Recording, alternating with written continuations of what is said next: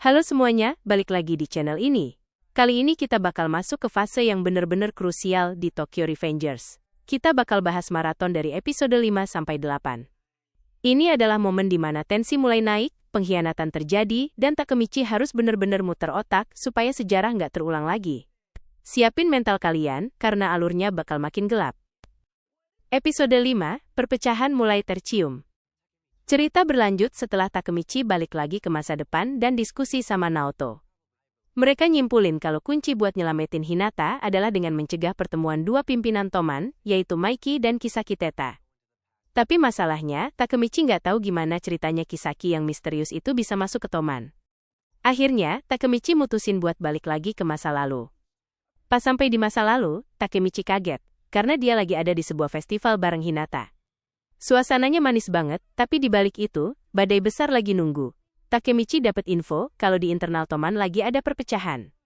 Ada dua kubu, yaitu kubu Maiki dan kubu Draken. Ini aneh banget, karena biasanya mereka berdua itu lengket banget kayak perangko. Ternyata akar masalahnya adalah soal penangkapan Pachin setelah insiden sama geng Mobius. Maiki pengen gunain segala cara, termasuk duit suap, buat bebasin Pachin. Tapi Draken, yang lebih dewasa pemikirannya, ngerasa kalau itu bukan cara yang benar, dan kita harus hargain keputusan Pachin yang mau nyerahin diri. Perbedaan prinsip inilah yang bikin hubungan mereka retak. Takemichi panik luar biasa. Kalau dua pilar utama Toman ini pecah, Toman bakal hancur dari dalam, dan itu adalah celah yang bakal dipakai Kisaki Teta buat masuk. Takemichi nyoba jadi penengah, tapi dia malah kejebak di situasi konyol, di mana Maiki dan Draken malah berantem di depan rumahnya, dan ngebuang barang-barang berharga Takemichi di masa kecil. Meski kelihatannya receh, tapi ini sebenarnya tanda kalau ego mereka berdua bener-bener lagi di puncak. Episode 6. Sosok di balik layar. Masuk ke episode 6, suasana makin tegang. Takemichi dapat kabar buruk dari sepupunya, Habila, akun nurut Wikia, kalau ada faksi di dalam Toman yang gak suka sama Draken dan berniat buat ngebunuh Draken di malam festival tanggal 3 Agustus. Takemichi sadar, ini dia kejadiannya. Inilah momen yang bikin Draken mati di timeline asli. Takemichi nyoba nyari tahu siapa yang ngerencanain ini. Ternyata, pelakunya adalah anggota Moebius yang masih tersisa, dipimpin sama orang bernama Pehyan. Pehyan ini marah besar karena ngerasa Draken udah ngehianatin Pachin dengan ngebiarin Pachin di penjara. Pehyan yang emosional ini gampang banget dimanipulasi sama orang lain. Di sini, sosok misterius mulai muncul, yaitu Hanma Shuji. Dia adalah orang yang punya tato Shin dan punishment di tangannya. Hanma ini ternyata kerja bareng sama seseorang buat ngebikin Toman hancur. Takemichi berusaha lari ke sana kemari buat nemuin Draken sebelum telat. Dia harus peringatin Draken kalau malam ini dia bakal dikeroyok. Tapi sialnya, Takemichi malah ketangkep sama geng Mobius dan diikat. Dia ngerasa payah banget, dia nangis lagi karena ngerasa nggak berguna. Tapi di saat kritis itu, Hinata datang dan ngasih semangat yang luar biasa ke Takemichi. Hinata bilang kalau Takemichi itu pahlawan di matanya. Kata-kata itu bikin mental Takemichi bangkit lagi. Dia berhasil lepasin ikatan dan lari sekencang mungkin ke parkiran kuil, tempat di mana Draken berada. Episode 7. Perang di tengah hujan. Episode 7 ini bener-bener epik. Takemichi nyampe di lokasi, tapi dia telat. Draken udah dikepung sama Pehyan dan puluhan anggota Moebius. Draken sebenarnya jago banget, dia udah ngehajar banyak orang sendirian meski kepalanya udah berdarah karena dipukul pakai tongkat baseball dari belakang. Takemichi mau bantu, tapi dia sadar dia nggak bisa berantem. Nggak lama kemudian, suara motor yang khas kedengeran dari kejauhan. Itu adalah mesin motornya Maiki. Maiki datang tepat waktu. Dia kecewa banget sama Pehyan karena mau ngerusak Toman dari dalam. Tapi, pas mereka lagi adu mulut, tiba-tiba muncul pasukan motor yang banyak banget. Itu adalah Hanma Shuji bareng geng Moebius versi baru. Hanma nantangin Maiki.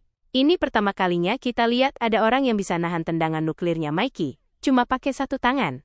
Perang tawuran massal di tengah hujan deres pun pecah. Semua anggota Toman datang buat bantu.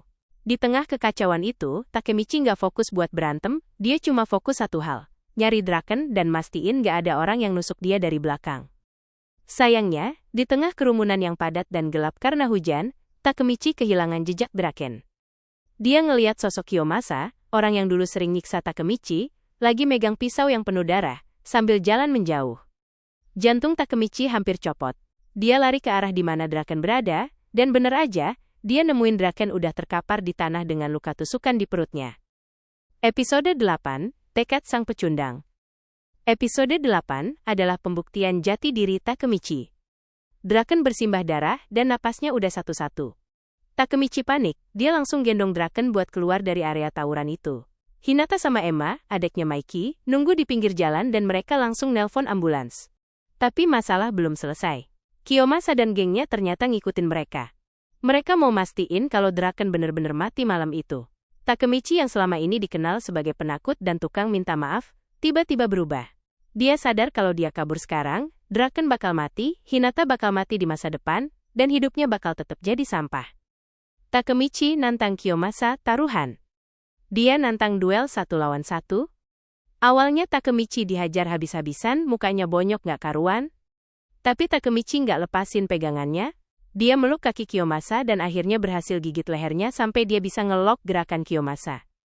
Dengan sisa tenaga, Takemichi berhasil bikin Kiyomasa pingsan. Teman-teman Takemichi yang lain, geng Akun, juga datang buat bantu nahan anggota geng Kiyomasa yang lain supaya nggak ganggu Takemichi yang lagi nunggu ambulans. Di sisi lain, perang antara Mikey dan Hanma berakhir karena polisi datang. Hanma pergi sambil bilang kalau ini baru permulaan dari geng baru bernama Valhalla. Draken akhirnya dibawa ke rumah sakit dan langsung masuk ruang operasi. Detik-detik nunggu itu bener-bener tegang. Mikey yang biasanya kelihatan kuat banget, ternyata juga rapuh. Dia pergi ke belakang rumah sakit cuma buat nangis sendirian supaya nggak dilihat anak-anak teman lainnya. Akhirnya, dokter keluar dan bilang kalau operasi berhasil. Draken selamat. Takemichi berhasil ngerubah sejarah besar pertama dalam hidupnya. Dia nangis bahagia karena untuk pertama kalinya, dia berhasil nyelamatin seseorang yang berharga. Gila ya, perjuangan Takemichi di 4 episode ini bener-bener naik turun kayak roller coaster. Dari yang cuma pecundang yang nangisan, dia mulai nunjukin kalau keberanian itu bukan soal nggak punya rasa takut, tapi soal tetap maju meski kaki gemeteran. Tapi apakah dengan selamatnya Draken, masa depan bakal otomatis jadi indah? Ternyata nggak semudah itu, karena Kisaki Teta masih berkeliaran dan punya rencana yang jauh lebih licik. Gimana kelanjutannya? Apakah kalian mau saya ringkasin episode selanjutnya, di mana geng Valhalla mulai muncul dan identitas asli Kisaki makin terkuak? Episode 9, Kebangkitan Sang Pahlawan. Setelah ketegangan luar biasa di malam festival, episode 9 dibuka dengan suasana rumah sakit yang masih mencekam. Draken akhirnya dinyatakan selamat setelah melewati masa kritis akibat luka tusukan Kiyomasa. Takemichi yang sudah benar-benar kelelahan dan babak belur merasa sangat lega, dia merasa misi besarnya sudah selesai.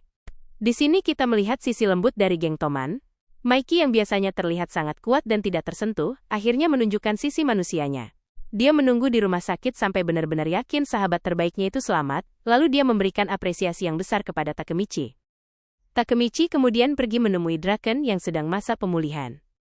Draken memberikan sebuah hadiah yang sangat berarti, yaitu seragam resmi Toman milik Mikey saat pertama kali geng itu dibentuk. Ini adalah tanda bahwa Takemichi sudah dianggap sebagai bagian penting dari keluarga besar Tokyo Manji. Draken juga berpesan agar Takemichi terus menjaga Mikey, karena menurutnya Mikey adalah orang yang kuat secara fisik namun sangat rapuh secara mental. Namun, di tengah kebahagiaan itu, Takemichi merasa sudah saatnya dia kembali ke masa depan untuk melihat perubahan apa yang terjadi. Dia menemui Hinata di taman, memberikan kalung semanggi daun 4 sebagai tanda cintanya, dan berjanji akan selalu melindunginya. Momen ini sangat manis, sekaligus menyedihkan, karena kita tahu, Takemichi harus pergi lagi. Setelah bersalaman dengan Naoto, Takemichi pun kembali ke masa depan. Dia terbangun di sebuah toko kaset tempat dia bekerja dulu. Tapi ada yang beda, dia menyadari kalau dia bukan lagi pegawai biasa yang sering dimarahi bosnya. Dia merasa hidupnya di masa depan sudah berubah menjadi jauh lebih baik berkat perubahan yang dia lakukan di masa lalu. Episode 10, Kenyataan Pahit di Masa Depan. Di episode 10, Takemichi mulai menyisir perubahan hidupnya. Dia kaget setengah mati karena sekarang dia adalah salah satu petinggi di geng Toman di masa depan. Dia punya asisten mobil mewah dan sangat disegani. Namun, kegembiraan itu tidak bertahan lama. Naoto tiba-tiba datang menjemputnya dan wajahnya terlihat sangat serius. Naoto membawa kabar yang menghancurkan hati Takemichi. Hinata tetap meninggal di timeline ini. Kenapa bisa? Ternyata, meski Draken selamat, Toman tetap berubah menjadi organisasi kriminal yang sangat kejam karena pengaruh Kisaki Teta yang masih ada di sana. Bahkan di timeline ini, Takemichi sendiri terlibat dalam perintah yang secara tidak langsung menyebabkan kematian Hinata. Takemichi merasa hancur. Dia merasa semua usahanya sia-sia. Naoto kemudian membawa Takemichi ke penjara untuk menemui Draken yang sekarang sudah menjadi tahanan hukuman mati. Pertemuan di penjara ini sangat menyayat hati. Draken yang dulu gagah sekarang terlihat kurus dan putus asa. Draken menceritakan bahwa kesalahan terbesar mereka adalah membiarkan Kisaki Teta masuk ke dalam Toman. Dia bilang kalau Toman yang sekarang bukanlah Toman yang dulu Mikey impikan. Draken sangat menyesal, karena dia tidak bisa menghentikan perubahan Mikey yang menjadi gelap. Sebelum Takemichi pergi, Draken memberikan satu pesan terakhir yang sangat penting. Takemichi, kamu harus membunuh Kisaki Teta. Inilah misi baru Takemichi. Dia harus kembali lagi ke masa lalu, bukan cuma untuk menyelamatkan Draken, tapi untuk mengusir Kisaki dari Toman agar organisasi itu tidak pernah menjadi jahat. Episode 11, Pergantian Kekuasaan. Kembali lagi ke masa lalu di episode 11, Takemichi mendarat di momen yang sangat krusial, yaitu upacara pengangkatan Kapten Divisi Ketiga Toman yang baru. Semua anggota Toman berkumpul di kuil, dan suasana sangat tegang, karena posisi Kapten Divisi Ketiga kosong setelah Pah-chin di penjara. Mikey naik ke atas panggung, dan mengumumkan orang yang akan mengisi posisi tersebut. Dan benar saja, orang itu adalah Kisaki Teta. Seluruh anggota Toman riuh karena mereka tahu Kisaki sebelumnya adalah anggota Moebius, geng musuh mereka. Namun, Mikey menegaskan bahwa untuk melawan geng baru yang bernama Valhalla, Toman butuh kekuatan dan taktik Kisaki. Di momen inilah Takemichi tidak bisa menahan emosinya. Ingatan tentang Hinata yang mati berkali-kali dan Draken di penjara membuat dia nekat lari ke depan dan langsung meninju wajah Kisaki di depan semua orang. Kejadian itu bikin geger. Memukul kapten yang baru diangkat adalah pelanggaran berat di Toman. Namun, di tengah kekacauan itu, muncul sosok pria tinggi dengan rambut berantakan yang langsung menghajar Takemichi. Dia adalah Keisuke Baji, kapten divisi pertama Toman sekaligus salah satu pendiri geng ini. Baji tiba-tiba menyatakan keluar dari Toman dan ingin pindah ke geng Valhalla. Ini adalah pukulan telak buat Mikey. Kehilangan Baji berarti Toman mulai retak dari dalam. Mikey kemudian memberikan tugas khusus kepada Takemichi. Jika Takemichi bisa membawa Baji kembali sebelum pertempuran melawan Valhalla dimulai, Mikey berjanji akan mengeluarkan Kisaki dari Toman. Takemichi merasa ini adalah satu-satunya kesempatan emasnya. Episode 12, Rahasia di Balik Valhalla. Episode 12 membawa kita lebih dalam ke konflik internal Toman. Takemichi mulai menyelidiki kenapa Baji, yang merupakan sahabat masa kecil Mikey, bisa dengan mudah berkhianat. Dia dibantu oleh Chifuyu Matsuno, wakil kapten divisi pertama yang sangat setia kepada Baji. Chifuyu memberikan informasi penting bahwa Baji sebenarnya tidak berkhianat, melainkan sedang melakukan misi penyamaran untuk menyelidiki Kisaki Teta dari dalam Valhalla. Chifuyu percaya bahwa Baji menyadari kelicikan Kisaki dan ingin mencari bukti kuat untuk menjatuhkannya. Takemichi dan Chifuyu kemudian mendatangi markas Valhalla untuk melihat proses pelantikan Baji. Di sana, mereka melihat pemandangan yang mengerikan. Baji dipaksa menghajar Chifuyu habis-habisan sebagai syarat masuk ke Valhalla. Meski sedih melihat temannya dipukuli, Chifuyu tetap diam dan menerima semuanya demi kesuksesan misi Baji.